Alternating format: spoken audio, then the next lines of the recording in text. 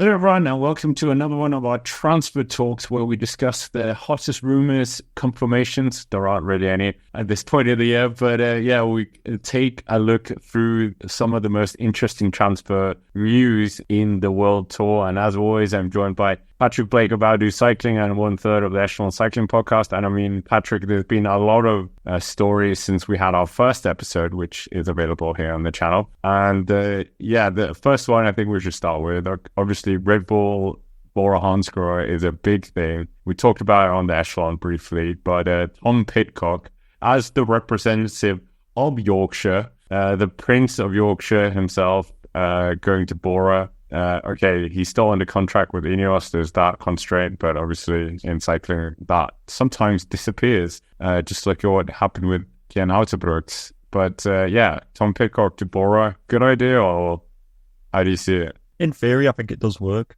I feel like this rumour has been going on for it's been going on ever since Red Bull has basically said that they're involved in cycling, and I think that was really exciting. But yeah, in terms of Pidcock fitting in the team, I mean, I've literally got their start list for their roster for this year and how it fits in. I mean, I think he would fit in as a leader for the Ardennes. I know they've got Roglic there as well, who couldn't compete in the Ardennes this year, 2024, because of that really bad crash in Julian. But yeah, Pidcock winning Amstel, and if Roglic doesn't want to do the Ardennes because they're a little bit, I don't know, risky, because he is the big Grand Tour rider, I think Pidcock does make sense. And also, Bora, they'll send guys into a breakaway in Grand Tours. We've seen it loads with Kemner and stuff, and I think Pidcock is really that type of rider to get into the break. I don't really like Ineos trying to form him into a GC rider. I just think it's a bit of it's kind of wasting his utility. I think he's just better as a really exciting person to throw into the breakaway. So I think he works as a leader of one-day racing. What do you think?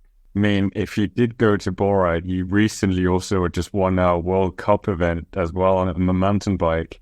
And I'm sure Specialized would love to have, or is he now the world and Olympic mountain bike champion back on their bike as well? So I think Specialized would probably push for this as well, much like we saw with Peter Sagan, where they were very keen to bring him over. And Tom Pidcock, such a cool ambassador for the sport as well. The tricks we've seen on the bike handling, the fact he's been world champion in 2 different disciplines, and potentially could win on the road as well if things fall his way. I do like this move, and I think you're right. I don't really like this thing that everyone just has to be a GC rider. Pidcock does come from the kind of, when you look at his results, winner of the Baby Giro, the Total Avenir, I can't actually recall what he did, but obviously junior world time trial champion as well. So he's just proven that he has all these accolades waiting up the Alpe stage. Yes, that was from a breakaway, but it's still that seed of growing a GC rider, having that initial success in a breakaway and then developing into it. But yeah, I would say yes to this move. I would definitely want to see Pidcock at Bora Hansgrohe or Redbull Bora Hansgrohe, and obviously he already wears the helmet anyway, so... Yeah, it's true. Nice seamless transition. On a serious note, though, do you think it will happen? Putting your logical cap on 2 big, players like Red Bull, Bora Hansgrohe, whatever heck they're going to be called, is going to have a lot of money. Ineos obviously has a lot of money. Ineos won't want to let him go, even though they don't really have a big kind of UK identity anymore. Would they miss him? Would they even care if he went? I don't think they would care that much. Well, obviously they would. He was good at winning Amstel Gold, but they have Tarling, they have Carlos Rodriguez, they have all these other... Arensman was brilliant in the Giro, so it's not like they don't have talent. We've seen this exodus from Ineos. Remember when they lost Adam Yates, they lost Danny Martinez very quickly. So I'm fine with it. And then maybe it'll bring down the wage cap as well, since Radcliffe is trying to save money from the team as well, which is a bit of a shame. Oh gosh, yeah, I remember that for a while ago. I think I'm very much on a 50-50 at the moment. I think it could either go either way. Ineos could really dig their heels in, or I really think Red Bull Bora Hansgrohe could be, like you said, he's a Red Bull athlete. And I think from a kind of everything being harmonious, it makes sense to try and bring the Red Bull riders to the Red Bull team. Otherwise, it just looks a little bit like a sore thumb sticking out where you've just got a rider with a Red Bull helmet who's not riding on your team. I just don't think that would work particularly well. So I think, maybe, I think it's 50-50, but I would like to see him move away from Ineos. We're not going to discuss Wout van Aert to Bora. No. It's already on the channel. You can click the link here. But we're fairly agreed on that, but we might as well stick with Red Bull Bora Hansgrohe. This was one of the most exciting riders in the Giro in the back week for me. He's Giulio Pelizzari, riding for Bardiani CSF or Big F Group Bardiani, that whole name. Took the Cima copy, wore the blue jersey on the final presentation because obviously Tadej Pogačar had won it, and he was up there in several stages on the Monte Grappa. Very young. Italy is screaming out for this next generation. Obviously, Tiberi and now Pelizzari is looking very interesting. But obviously, being in a pro-continental team, doing well, the Sharks are going to come. And it seems like Bora Hansgrohe have been rumoured. I thought actually UAE would be the team rumoured, considering how cozy up he was to Tadej Pogačar. But Giulio Pelizzari, what do you think of him? And do you think Bora is the right place? It seems like, as you said in the first episode, they're linked with everyone. I think he's a really exciting rider, but I can't help but feel that it kind of feels like Jumbo when Ciccone all those years ago was when he was at Bardiani or whatever it was, and then he won that Giro stage, and there was always hype about him being a GC rider. We don't really know how Pelizzari is as a time trialist. Maybe if he gets put on some new equipment, he'll be good. But I don't know, it seems like, I think it does make sense because the rumours are that Vlasov will be leaving this team and he'll be going to Astana, or back to Astana. But yeah, when you've got guys like, you've also got like Aliotti in here, who's also quite, that young Italian talent who never quite fulfilled his full potential. But I do think that Pelizzari is different, showing just such results from a young age. Like you say, he's like, 21 years old? I think he was the youngest rider in the Giro, and he was still like making a good name for himself. Yeah, I think he does make sense in this team, and yeah, he is like the big Italian name. I mean, in climbing wise, I know there's obviously Milan in the sprinting category, but yeah, what do you think his role would be? Because I just only really see him being like a mountain domestique, and maybe in the future he can turn into a leader because Roglic is 34. Maybe that's the perfect scenario, isn't it? Do you not think? There's no way he's going to get leadership straight away. He's not Tadej Pogačar, but nurturing him and then learning from Roglic, I think that would be the perfect scenario for him to develop as a rider. And then, kind of what I thought was going to happen with Tiberi, but he's just jumped 3 steps and now he's 5th place and white jersey from Caruso, which probably did happen to some extent. That's how I see it with Pelizzari. But I actually like this move. I hope he stays away from Astana because Italians love going to Astana. UAE, I think he would just disappear with this Ayuso, Almeida, Isaac Del Toro, who he lost the Tour L'Avenir to. So yeah, I think Bora, because their squad, I don't think they have too many young guns, and like you said, Aliotti already some Italian player there. But so one young gun to another one, Lenny Martinez. We spoke about him in the first one. It seems like, according to Gazzetta dello Sport, that it is a done deal to Bahrain Victorious, a 3-year deal, 6 million euros spread over the time period. So that's a pretty good salary for someone who hasn't even finished the Tour de France. So Bahrain really investing into the next hope of France. Yeah, Patrick, there's some other guys as well. Loscano, confirmed. We spoke about him as well. Or confirmed. These confirmations aren't confirmations until the 1st of August or whatever it is. And then one guy that you like a lot, the current Ecuadorian national champion, Jhonthan Narvaez. Where is he rumored to? He's rumored to a few places. Boring. Yeah, so he's currently the big player is UAE Team Emirates, who seem quite interested in him. That all came out during the Giro d'Italia. Yeah, he's had a fantastic year, and Narvaez has definitely been one of those who, like, I remember when he was back in Quickstep in the Ecuadorian national champions colours, and it was always like he had a a year or two where things wasn't working out and it seemed like maybe he wasn't going to hit his potential. But boy, oh boy, this year has he been, just completely outstanding. I think a move to UAE, I know they've got so much talent already, but I think it works because their cobble team does still lack a little bit, I think. Pollitt was pretty much it for a little bit, although, they did have Bjerg and Morgado there in Flanders as well. But if you consider, it depends on how much Poggy wants to do with the cobbles in the future. He's won Flanders. Obviously, I think he'll go to Roubaix at some point. That's just how he rolls. Yeah, I think in terms of really making their cobble team also really good, like having the best Grand Tour team and also the best cobble team would be like a massive, massive bragging rights. And not many people have done that in the past. You're either one or the other, aren't you? Like Quickstep back in the day was never good at GC, and Sky back in the day was never massively good at cobbles. You had to be like one or the other. And I think UAE are trying to like cover everything and be the team to win everything. And I think Narvaez is a good player to, really make their cobble team one of the best. I think you're right. That move does really fit. But speaking of other riders, there's certain riders rumored to be leaving. Kasper Asgreen is rumored to X of all places, of course, because he's Danish. Stefan Kung says can listen to offers for next year, holding off on talks until later in the year. 2 years ago, DSM and UAE were both after his signature.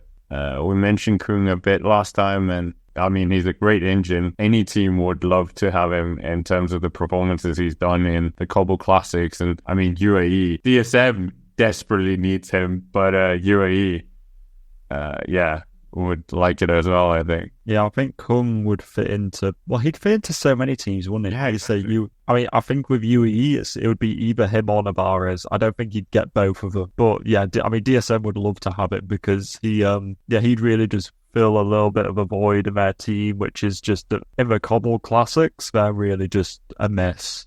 I can't really remember a Cobbled Classics result from DSM this year. But Scott and I just trying to manifest a result. I mean, Degenkolb last year, 2023, but the point is they really need somebody in that Cobble Classics. I mean, even though we haven't mentioned their name as a team interested, Tudor Pro Cycling. Well, yeah, I think that's a pretty slam dunk with the Swiss Association. Hansgrohe being part of that team. Yeah, that's a good one. I like that. I was going to say Astana needs him because they need some World Tour points. Tudor Pro Cycling. That just fits now. That completely fits. Yeah, it just depends because Tudor don't really get the invites at the moment to the Cobble Classics, so they'd be a little bit amiss there. But I mean, they've got Trenton there as well, so I think that if you got Kung in there, then maybe that would sway an invite or two their way for the cobbles. So yeah, dare I say, Tudor Pro Cycling could be a better fit than just mixing into the mass of UAE Team Emirates. I mean, gosh, can you imagine Kung and Pollitt on the front of the peloton? Wow, that would be a heck of a pairing to have in the break formation phase. Yeah, that's true. Well, again, it's one of, is it Palmares or is it Bank you're searching for? Palmares, Tudor Pro Cycling probably, or DSM maybe. Who knows? But we also have Alex Zingle of Cofidis going to Visma Lease bike, which the Cofidis rider who's been doing fairly well this year. But I didn't think Visma Lease bike was the team he was going to be linked to, if I'm honest. Yeah, I mean, I think this is a move where he's looking for more support because he's obviously a really fantastic rider and he's got, like you say, quite a lot of good results. He's 25 years old. I mean, you just look at his results from this year and he's a very good versatile sprinter. Like, he's a fantastic one-day racer over slightly hilly terrain. He's not an out-and-out sprinter. I don't get where he fits into the Visma Lease bike equation. I don't get a Cofidis, the previous sprinter, that they turned from not winning as much to world beater. That name is Christophe Laporte. So I don't see, like you said, where is he fitting in? Olaf Koy as well. Well, yeah, exactly. There's so many people in here who are going to get priority above him. But, I mean, gosh, if there's a team which is going to give him support to try and get some better results, it's definitely going to be this team. But like you say, like, you've got Laporte there already, who's pretty much just Zingle, but just, before him. And it's not like you can just wait for Laporte to retire because he's like, only, 5 years or something older? 6 years older than Zingle. He's 31. So I would like to see him get more support, Zingle it is. I'm not sure if Visma Lease bike is the place to go. Where would you send him? I'm Astana. To everyone, Astana. I'd say somebody like, maybe like Soudal Quickstep, honestly, could work. But, because there's the rumours of Alaphilippe leaving there. And I think in terms of like versatile sprinters, I mean, they've got guys in here like Lamperty, Paul Magnier, who's kind of like their neo-pro guy, but I think they lack a little bit in the like one-day racer, versatile sprinter category. So I think that he could fit in quite well at Soudal Quickstep. I mean, we forgot to mention the Alaphilippe rumours again. I mean, they've ticked up. He did very well at the Giro d'Italia. I think he won the most combativity award. His first ever Giro d'Italia, winning the stage as well, being up there in a few of the breaks. Total Energies has been batted around a lot, but is there another location you could see him in? I mean, Israel Premier Tech would probably just, they'll probably just throw their hat in the ring because they seem to just do that for everything, don't they? Where else could he go? Alpecin? Okay, like their world tour. I'm just trying to think, would it be a French team? Because I think we're all kind of thinking when it's going to be some sort of French team. So like Groupama, Decathlon, Cofidis, Arkea. I mean, they're all, I think, you could say any of those. Maybe not Decathlon, because Nafois is definitely their kind of, holy child, who they probably don't want Alaphilippe coming in and disrupting the vibe. But, Groupama could, Groupama probably won't work either, because they've got Gregoire. And Gregoire's definitely He's rumoured away. So I think they're clearing out their super talents for whatever reason. And then they're going to trade it in for Alaphilippe. I'm not sure where. I expect it would be like a quote-unquote downgrade of a team. Like, I think it would be maybe to these teams, but Arkea or Cofidis, more than likely, or Total Energies. Yeah, I'd see those to be the most likely options. But then he would have the full command of the team potentially. Yeah. I think that's quite a good move. Cofidis got rid of Zingle. Maybe they bring in Alaphilippe. But that would take up all their money then. We might as well finish on a very interesting story as our last one. Simon Yates has apparently been given the green light to leave Jayco Ayulo, or is on the market, or however you want to say it. And Simon Yates, obviously Vuelta España winner. I always feel like the Yates brothers are always really underrated. If they were Spanish or Italian, I think they would be, or Colombian, I think there would be so much more hype about them. But the two men from Barry, Simon Yates, where should he now go? It's not like he's 37 or 39 like Geraint Thomas. He's still very much in that peak zone in a way. I think you can narrow it down pretty quickly. It has to be a team with GC aspirations and with enough kind of horsepower to back up a GC performance. I mean, at the end of the day, this guy finished, fourth for the Tour last year? One of the most under-the-radar performances from last year. Who could do that? Who could back him up? I was going to say Bahrain, but they're bringing in Lenny Martinez, so too much of a conflict there, but I would have said that would have worked. EF, maybe? Yeah, isn't that the go-to right here? English speaker, I don't think he's going to fit in with the French teams. No. I think UAE, he's not going to... both units at the same team. Obviously, we've seen that before, but DSM? No. I think maybe Lidl Trek could do it as well. They did bring in Teo, though. But we've got Teo and Skelwes Jensen as their GC aspiration, Ciccone, semi, maybe. But Yates is, I think, probably a bigger GC name, and they've definitely got the ability to support him. So for me, I'm going to say it's probably going to be Lidl Trek or EF, just because, EF is just the de facto one. It's do you need some kind of jack-of-all-trade team to fill any kind of English-speaking rider? Ding, ding, ding. And it's EF Education East Coast. What do you reckon?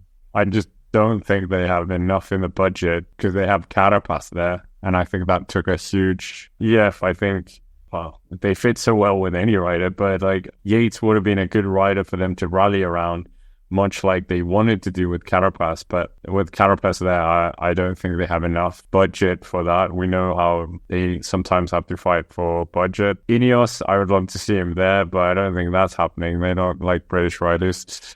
They do, but I mean, we didn't talk about this with Bahrain as well. You said Lenny Martinez. Yeah, they're going to have Lenny Martinez and Taberi there. That's an incredible young powerhouse of a team there. I think Yates would fit in Bahrain and be like the short-term aspirations quickly, because Damiano Caruso, I think he's disappearing a bit, and then just have the two young kids, just give them a Giro and a Welter and then give Yates the Tour. But yeah, you're right, the fourth place in the Tour de France last year, podium finisher in the Giro and winning the Vuelta a España. He's just so good. What about Visma Lease bike? Do you think they'd take him? I mean, now you say that, they're missing it. That, yeah, we could see that at the Giro. They didn't have that big Roglic or whoever. I mean, oh my God, really? Are we saying Simon Yates to Visma Lease bike? I mean, Visma Lease bike, go and look at this. I mean, they do have, Heidsbrooks, Jonas, Jorgensen and Kuss. That's their like 4 GC riders,